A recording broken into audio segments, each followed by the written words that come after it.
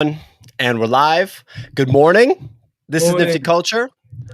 I'm Pio, and this morning I have the pleasure of speaking with very talented, multidisciplinary artist, KidEight. How's it going, KidEight? I'm very well, man. Thanks. How are you? I'm doing very well. Real pleasure to talk to you. Happy to have you on. Just wanted to kind of kick things off. You had a very highly anticipated and successful drop in the past month or so. I know you've been making the media rounds, but I wanted to have you give people some context on who you are as an artist, your creative beginnings, and what brought you to the NFT space. No, thanks, man. I really appreciate you having me on, and I'm looking. Thanks for having me. So, Absolutely. Do you want to start my creative beginnings, or how do you want to do it? Sure. Yeah. So, my creative beginnings, I've always considered myself a creative person. I've always like the first memory I have as a kid was like picking up a paintbrush and painting on walls and doing stuff I shouldn't do around the house. But as far as like my creative, like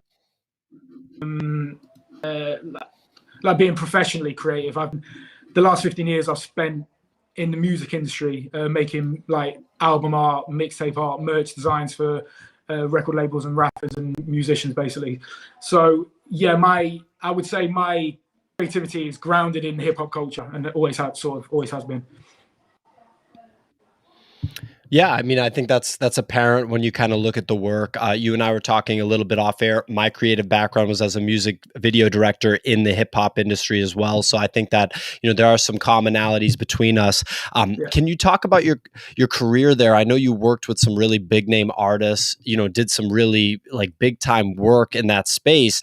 But I also know from personal experience that it's not all roses when you're working in the traditional industries for entertainment. So I'd love to hear about how that experience was for you, how it informs the work that you do now, and all kind of everything in between there.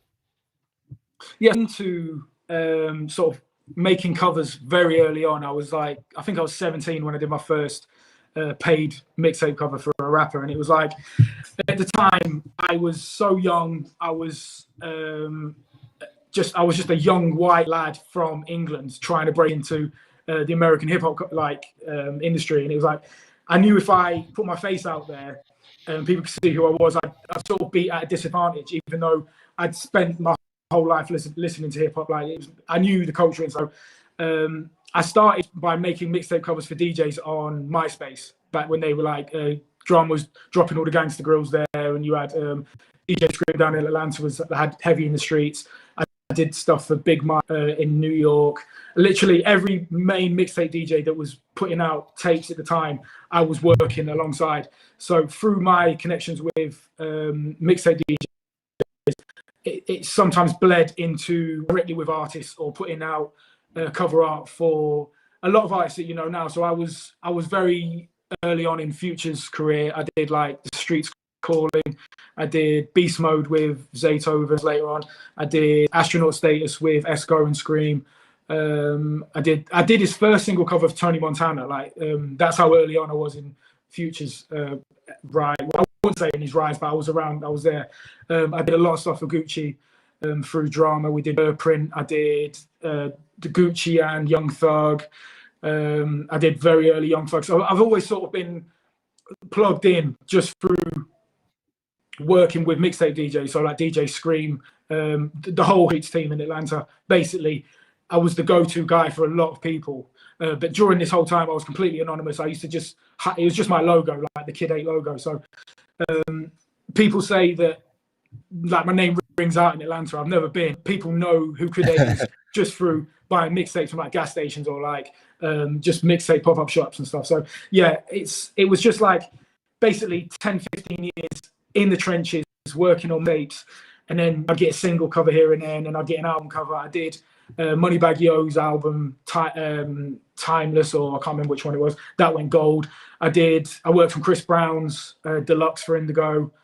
I've literally been there. I've always been. People will have seen my work. If you've ever downloaded from live mixtapes or DatPiff in the last 15 years, you will have seen a KidEight cover. If you've ever had an iPod and downloaded a mixtape, I've done hundreds. Over the time, I did 5,000 mixtape covers in that stretch. So you will have seen my work and known. It's incredible. And I mean, the names that you've worked with are just huge. Like, I'm a huge Young Thug fan. I had no idea that you worked on early Young Thug mixtapes. Yeah. That's incredible. And yeah, that makes sense to me that, in Atlanta, they know who you are because of your work, because all those artists that you mentioned are just so popular in the United States and in hip hop centers like Atlanta. So that must be, I mean, when you do go to Atlanta someday, I feel like you got to tell some people that you're KidEight and just see what kind of reaction they have. I don't think I can show my When do you, face now. Sorry, I've ignored so many client emails in the last couple of months. I think I'd probably get around out. So yeah, I'd keep that. well, I was going to say, like, that's all client-based work. And obviously the NFT space is not about client-based work. It's about your own artwork. When did you start to make that shift and start to really believe that you could support yourself, with the KidEight brand, your own artwork in the NFT space? So it's funny. I have had a defining moment. So doing client work for so long, it was literally every day was client work. I'd wake up and basically do like a 9 to 5 of just never have any time for personal creative work. So for over 10 years, I did absolutely no. I was just like a hired gun. So I would get the brief, execute on to the next. But it wasn't until like around the time my son was born, I just started really struggling to not live the monotony of that same routine. But it's just like, I've got another mouth to feed now. I've got to, if I'm not happy in what I'm doing, I don't want him to see his dad as like hating work. Like I want him to see me as like an inspired person and just have good energy. So I sort of allowed myself time to get back into creating for me. I've always created, but I've always sort of never been allowed to sort of flex and do what I wanted. So when I found out I was going to be a dad, I started jumping back. I jumped into 3D for the first time in years. The enjoyment I was getting out of just working in 3D space, it was like being a kid again. So it's about 3 years ago, I started just making. I wasn't one of these guys that would sit down daily renders, but I would try and do maybe one a week or one every 2 weeks. And I was learning relentlessly every single plugin and sending it to C4D and stuff like that. So just doing that for me for the last 3 years, and then finding out about NFTs, like something just clicked, and I was like, I can see a bigger picture here. Like there are artists that are being supported just for posting their artwork. They're getting sales. They seem happy. Like I want a piece of it. And I just allowed myself to take the foot off of client work and try and push my own agenda. And it wasn't until like February, March when I decided to go full time NFTs, and I haven't really looked back since then. I haven't done a client job since I think March. That's incredible, man. Well, obviously, congratulations on all your success. And I know that, the fan base that you've built in the NFT space is super, super passionate. There's a tremendous amount of hype around the drop that I have on screen right now, the G-Vols drop. Can you talk a little bit about that buildup?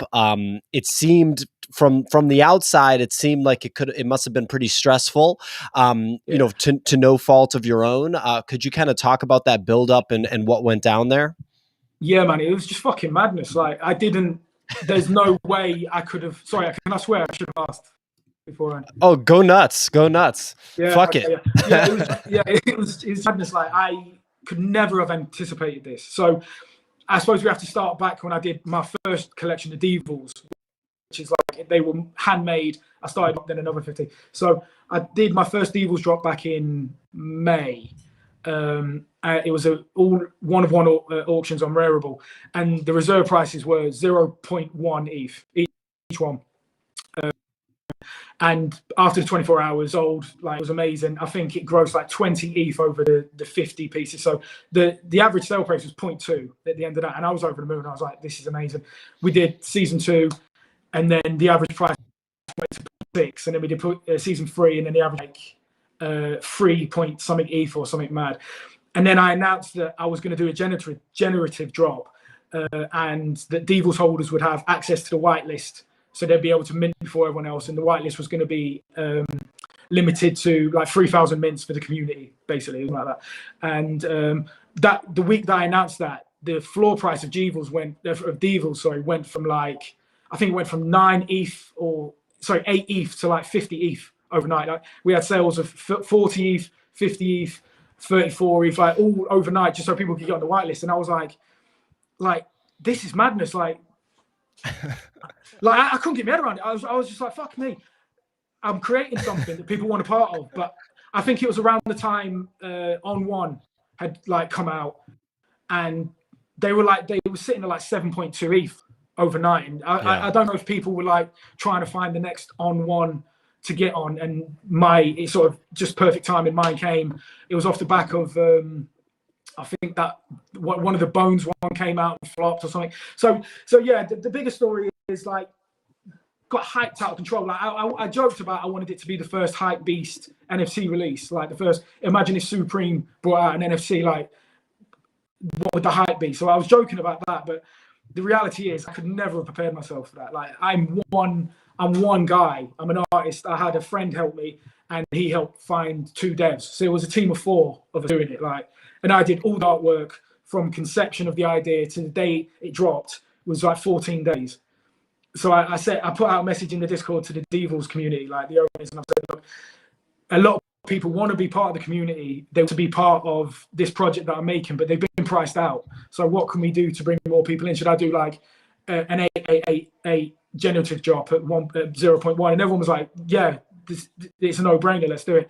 So from the moment I said that to them to actually creating all the artwork, contracts, website, mint, it was 14 days. So I didn't even have time to promote it. Like I remember we dropped on the Wednesday. I didn't promote anything. I didn't make a promo video or anything until like the Sunday before. And then the Discord went from 1,000 members to 16,000 in 2 days. My Instagram went from my Twitter went from, I think, 15,000 to 25,000. It was just like, I have no idea what's going on here. I'm just trying to release these cherubs in ski masks, like build a brand, like all these, like my what I wanted to achieve with it was so mind on where everyone was piling on. So yeah, it was just mad. I just couldn't. Even now, I'm sort of shell shocked. And the moment that the whitelist got theirs, and then we did the general sale, and it sold out in like under 2 minutes. The moment I saw the Ether scan with the wallet holding all the money, all the ETH, and then I jumped on Twitter, and everyone was just like, everyone hated me. I've never felt so low in all my life. I was so depressed. I was saying, like, I had no idea what I'd just done, because I was so stressed trying to make sure that everyone that had just brought a G-Vol for 50 ETH to get on the whitelist had got their mints, because that's a ridiculous amount of money to jump the queue, essentially. Yeah. So I wanted to make sure whitelist managed to mint theirs. But during that time, previous holders that were on the whitelist had given me the wrong wallets. They'd given me Coinbase wallets, or like their Ledger wallets that they couldn't mint from because we needed a MetaMask. The last minute, we're literally switching out 6 or 7 wallets. And I'm seeing people on Twitter saying, he's backdooring people. He's backdooring people. I'm like, these people spent so much money. I'm not going to, like, someone's just spent 50 ETH. I'm not going to tell them, sorry, tough, because this cunt wants to mint for 0.1 or something. It's like, it's never. So my loyalty and my naivety essentially on the night allowed a lot of FUD that I had never anticipated, because there's one guy trying to make renders of like a cherub in a ski mask, essentially. I want to build the brand. I just want to have fun. I could never have imagined that. So sorry to remember on. So yeah, the drop went there. Secondaries went overnight, and then the next day it's all FUD. Like he backdoored, and it's a pump and dump, and like all these narratives were coming out, and I was trying to fight them like one by one. Like, you're wrong. This is what happened. But people had already made their mind up. And during this whole time, I was getting screenshots from people saying this Discord's been set up to strategically set the floor and then dump. People are buying at X, they're dumping. Like, I was getting proof of this, and I was like, what? Why? I don't know. I was so naive, and even now, like, I'm still having to fight this. And it's like the character and the genesis of the character is a part of me. It is a part of my son, and it's a part of my history. So every time someone talks about Evil, the character, it's like literally getting a piece of my soul, and it's so demoralizing. So I had to have like a week off Twitter, because I just wanted to I would have rugged, but I'm too much of a nice guy. Do you know what I mean? Like, people have invested so much money. I've got to make sure that they get returns on this. And it's all about making the project a long-term thing. So, yeah, it's probably one of the most defining moments in my life to this point, and it will probably define me forever.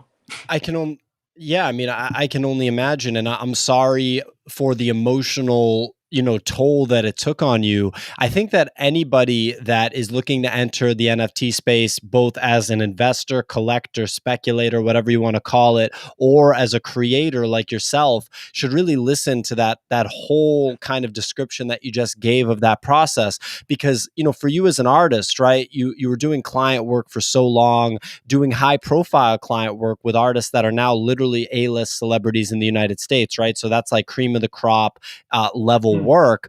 Then you find the space, you have the opportunity to actually go full time.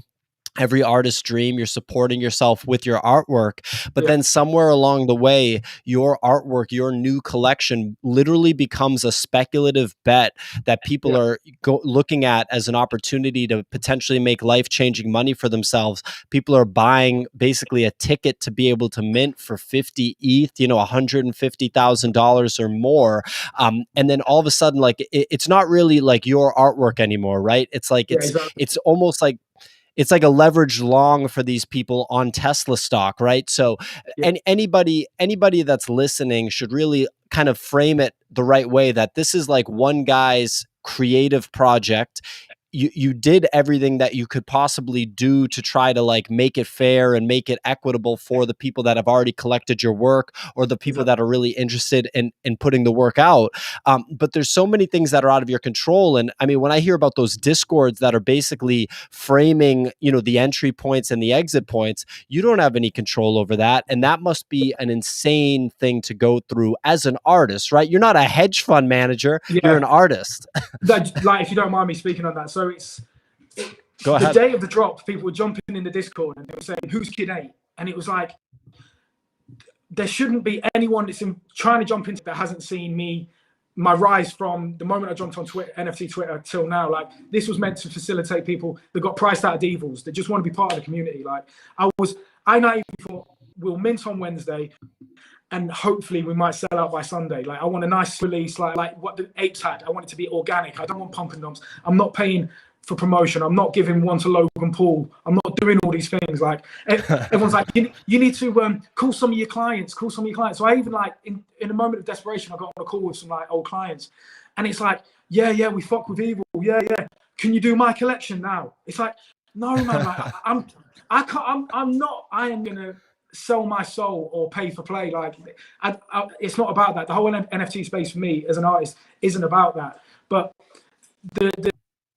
the change from the initial first, I put it in like March, the sort of collectors and people in the space till now, it's night and day. You have people that have come from shitcoins, basically aped into my project to just try and flip. And it's like, it's not, I've always said it's a long hold. Everyone's like, what's the utility? What's the roadmap?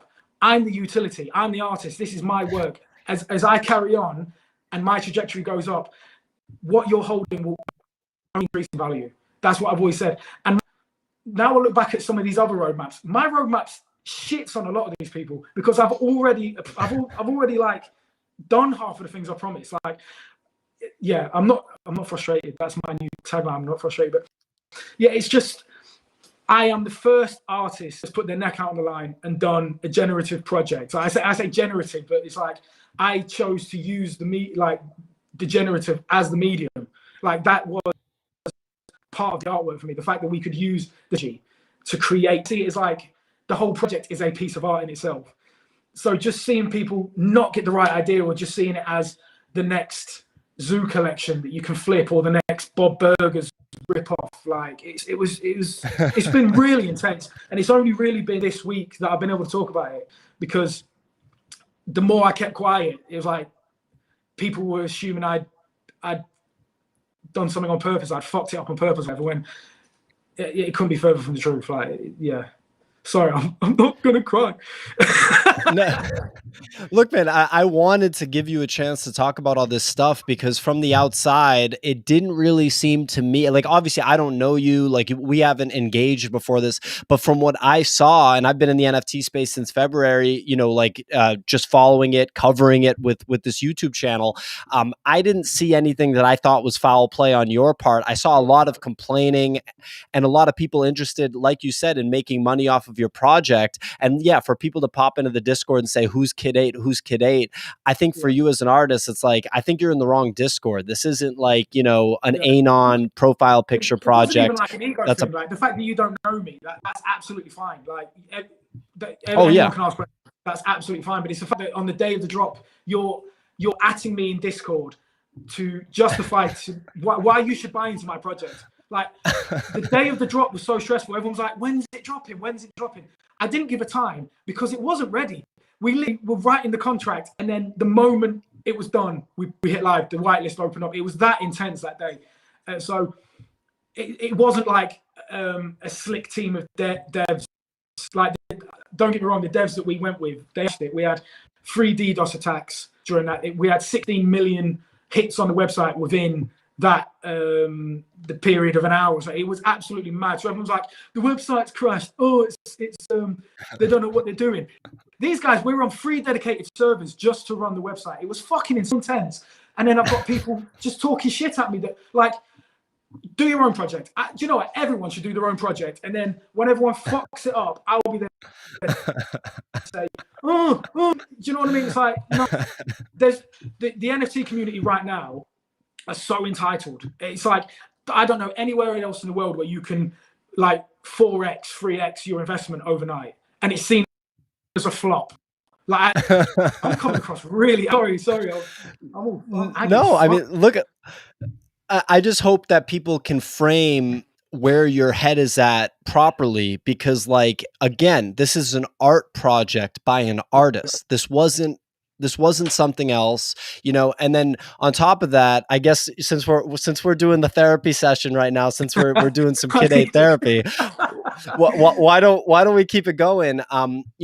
Something that I've heard brought up even in some of the Twitter spaces that I host is like people talking about like, and I am not a fan of this phrase because I think that this phrase is a super United States thing. And I think if people spend time in other countries with other cultures, they would see that other countries and cultures are kind of confused by this and like don't really understand it, right? But I've heard this phrase thrown around of cultural appropriation. And so, like I mentioned to you, I come from the hip hop world, traditionally too, as a music video director. So I'm used to working closely with rappers, crashing at rappers' houses, using the artwork that they do, the music in my work, right? So I'm anticipating that I'll experience this myself personally, but I know that it's something that's actually, a bullseye has been put on you a little bit. Is this something that you're comfortable speaking about at all? Do you have any comments on this idea that because your artistic influences do come from American hip hop culture, that there's something wrong with that?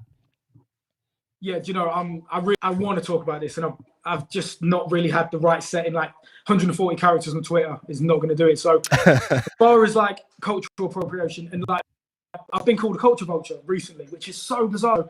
This whole 15 years of me in the industry making artwork for 99% black and people of color, like I've not once been called a culture vulture. Not once been called like culturally appropriate because I was just the logo. Like I think there's one picture of me on Instagram that I had to archive the other day. But so I've never ever had that criticism, and I started having it on Twitter recently, and I saw the thing is I get where of course I get it. It makes total sense, but it's like the one criticism I had to start with was like, why don't you do any black evils? Why is evil always white? And it was like at the time the character I was going a discovery phase with the character. He's based on like we're both white, so it makes sense that the character is white for me. Like, and the last thing I wanted to do was like make him black or put some pigment in his skin and it like be accused of making him blackface. Like I didn't want to. I've sort of tried to be proactive but it sort of it stifled me. So I had a conversation with someone and they were really angry at me. They called me like a culture vulture and like I'm black culture, and it really affected me because on a day-to-day, 90% of the people I talk to are people of color. So it's so bizarre. And so I had to go back to some of my old clients and I was like, listen, you understand, like, what am I, what, like, so I was doing, I was like, what am I doing? Is this wrong, what I'm doing? Like, I need someone that I respect to tell me this is wrong.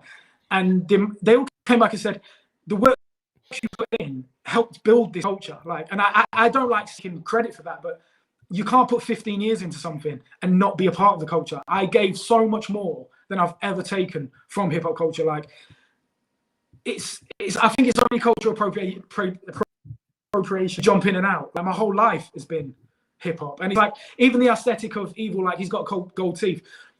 My sister's dad like had gold teeth. He was a white guy. Like this was years before hip hop. Like, and like there's a culture in England of like bank robbers. Do you know what I mean? Like the East End gangsters. Like that's their aesthetic schema. It's like it's part of. It's so hard to like dial in on because I'm never going to win everyone around. No one's ever always going to agree with me. But like, just know that what Evil means to me and hip hop means to me. I'm not trying to make money from anyone. I'm trying to, if anything, I'm trying to further it for everyone. But also, like, this has been my life. So me not reflect my life through my art, what am I even here for? It makes no sense to me. So, like, I really, it upsets me that people say I'm problematic and like I'm ripping off like the hip hop culture and black culture, and it's upsetting, man. Like, it's not because I've given so much of myself to the culture, and like the music industry treated me terribly. Like, really, like, the kind of shit I steal from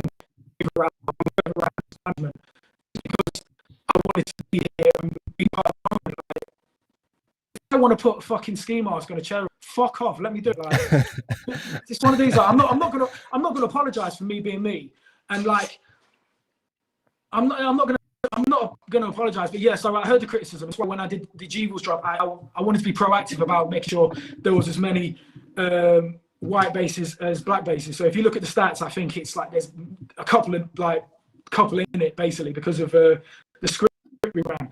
But yeah, I wanted to be all inclusive. I wanted to black people and people of color to be able to want to have it, but also like my favorite ones aren't white, and like even down to like the actual trait names, they're called Woody and Wesley, like from White Men Can't Jump. Like that was my favorite film when I was like 4. Like I've always been here. It's always been part of me. So for people to say that I'm appropriating it just because I've had a semi-successful drop, I think they should do more. Just do a bit more research on me and my past, basically.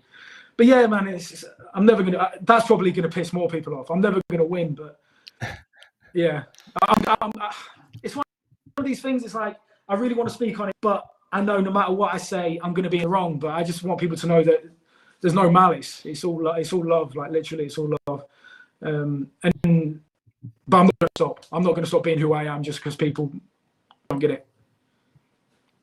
Well, look, I think that it's evident when I listen to you speak, the passion in your voice and also the respect in the way that you're talking about it, because it's clearly grounded in respect. Anyone that thinks that it's grounded in malice, grounded in self-promotion, I think that someone like that is probably looking for an excuse to basically make content. It's basically content that's like, you know, virtue signaling content, but we don't have to just continue to go off on that. I really appreciate, you know, that response. And I you know, urge anybody that listened to that to really try to understand where it's coming from and to understand, you know, the respect and the passion that went into the project, that went in all the projects so far. Right. And also just the artist staying true to themselves, being at the core, being at the root. And maybe, you know, maybe then there will be a kind of different perspective shown. So now that we've talked about that, what can we expect? What can we expect next from KidEight? Sorry, yeah, I went up a mad one. No, you're good. You're good. The rest of the year, so I'm working on, like, I don't even want to talk about it because the drop, people are asking me what airdrop was. So the word airdrop sort of fucking grates on me. But it's a trigger word. Yeah, it's triggering. Like floor airdrop, utility, roadmap. Like these fucking drives me mad. But I'm working on an airdrop for G-Vols holders, but it's not going to be an animal or like something like that. I'm doing something different. Just fucking relax. Like I'm working on it. Just fucking calm down. I've got a nifty drop coming later this year, which I'm excited about, because it's like if you've charted my journey, I started in like March on Twitter, just being aggy and like no one would accept me, and I was like anti-gatekeeper, and now all the gatekeepers fucking let me in. So it's like more redemption for me. So I'm excited about that. The merch, Evil Gang, that's coming out like within the next week or two. We're just working on the website. So it's like I've got all these things I want to do, but I'm having to use people to facilitate. So the merch website will only be available to G-Vol holders. So if you haven't got a G-Vol, you can't buy in, basically. So more contract needs going to that. I've got my drop with Lorona Boys is ending in like a couple of hours. And I want to do one more super rare 1 of 1 before the end of the year. And I think that's it. And then I'm exit scamming Monaco. Very nice. All right. Everybody, you can find him in Monaco at the casino driving a Ferrari, you know? No, I won't be in the casino. Have you seen those Renault Twizzys? They're like one seat, a little thing from about 15 years ago. They're sick. So I'm going to get one of them and, just drink loads of wine. Can't wait. I mean, that sounds like a good time. Well, I'm glad that you were able to join me for this interview before the full-blown KidEight rug pull and exit scam to the islands, or to Monaco. My pleasure. Everyone, make sure that you follow KidEight on Twitter. It's _KidEight. It's an incredibly entertaining Twitter. Your jokes are hilarious, man. I've been following you for a while. And please check out the G-Vols project. Look, it's at an affordable price point. I don't want to bring up price or finance because I know that it's probably a trigger point for you, but I think it's a very cool project, and the art style is unique and it's your own. Thanks so much for coming, man. Thanks, man. I've really enjoyed it, and thanks just for having me on. Hope I don't get. I think you're going to be okay. Well, thanks for watching, everyone. See you.